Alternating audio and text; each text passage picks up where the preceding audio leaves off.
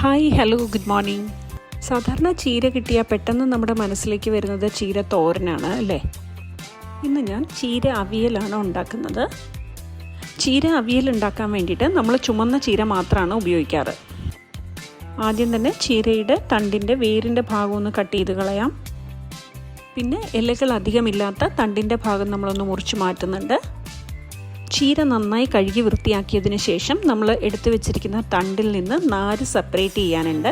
ചീരയവിയലിന് നമ്മൾ നാര് ഇല്ലാത്ത തണ്ടാണ് ഉപയോഗിക്കുന്നത്, എന്നാൽ മാത്രമേ ടേസ്റ്റ് ഉണ്ടാവുള്ളൂ. പയറൊക്കെ ഒടിക്കുമ്പോൾ നമുക്ക് സൈഡിൽ ഇങ്ങനെ നാര് വരുന്നത് പോലെ ഈ ചീര കത്തിവെച്ച് മുറിക്കുമ്പോൾ നാര് വരും. അത് നമ്മൾ വൃത്തിയാക്കി മാറ്റിയതിന് ശേഷം തണ്ട് 1 ഇഞ്ച് വലുപ്പത്തിൽ അരിഞ്ഞു മാറ്റി വയ്ക്കാം. ഇങ്ങനെ ചെയ്യുന്നത് കൊണ്ട് തണ്ടിൻ്റെ 1/4 ഭാഗവും നമുക്ക് ഉപയോഗിക്കാൻ പറ്റും.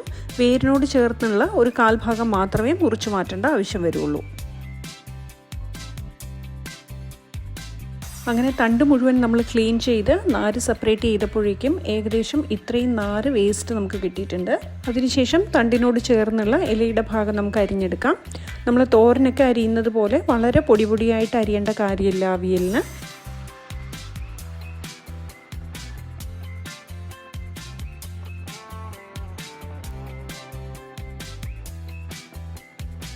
ചീരയൊക്കെ അരിഞ്ഞു മാറ്റിയതിന് ശേഷം നമ്മളൊരു പാത്രത്തിലേക്ക് ആദ്യം തന്നെ അരിഞ്ഞു വെച്ചിരിക്കുന്ന തണ്ടിട്ട് കൊടുക്കാം. അതിലേക്ക് ബാക്കി അരിഞ്ഞു വെച്ചിരിക്കുന്ന ചീര അതിൻ്റെ മുകളിലേക്ക് ഇട്ട് കൊടുത്ത് 1 ഗ്ലാസ് വെള്ളം കൂടെ ഒഴിച്ചു കൊടുക്കാം. ചീര വേവുമ്പോഴേക്കും ഒരല്പം മാങ്ങ നമുക്ക് അരിഞ്ഞെടുക്കാം. പുളിക്ക് പകരമായി ചീരയവിയലിന് നമ്മൾ മാങ്ങയാണ് ചേർക്കുന്നത്. അധികം പുളിയില്ലാത്ത മീഡിയം പുളിയുള്ള ഒരു മാങ്ങയാണ് എടുക്കേണ്ടത്.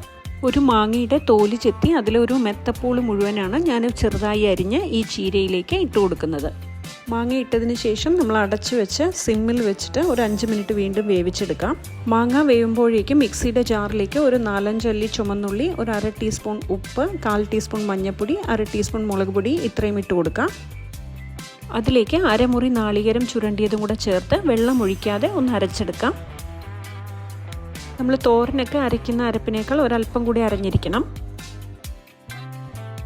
അപ്പോഴേക്കും മാങ്ങയൊക്കെ വെന്ത് ചീരയുടെ കളർ മാങ്ങയിലേക്കൊക്കെ നന്നായി പിടിച്ചിട്ടുണ്ട്. പുളിയൊക്കെ നന്നായി ഇറങ്ങിയിട്ടുണ്ടാകും. എന്നിട്ട് നമുക്ക് ഈ അരപ്പ് ചീരയിലേക്ക് ഇട്ട് കൊടുക്കാം.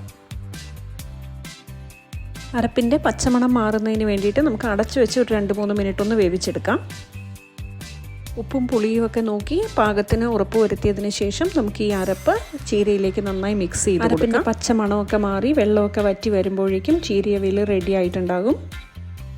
ഗ്യാസ് ഓഫ് ചെയ്തതിന് ശേഷം ഒരല്പം പച്ച വെളിച്ചെണ്ണയും കുറച്ച് കറിവേപ്പിലയും കൂടെ നമുക്ക് ഇട്ട് കൊടുക്കാം. ഇങ്ങനെയൊന്ന് ട്രൈ ചെയ്ത് നോക്കിയാൽ ചീര കഴിക്കാൻ ഇഷ്ടപ്പെടാത്ത കുട്ടികൾ ഉൾപ്പെടെ ഈ ഒരു ചീരയുടെ വിഭവം കഴിച്ചു പോകും.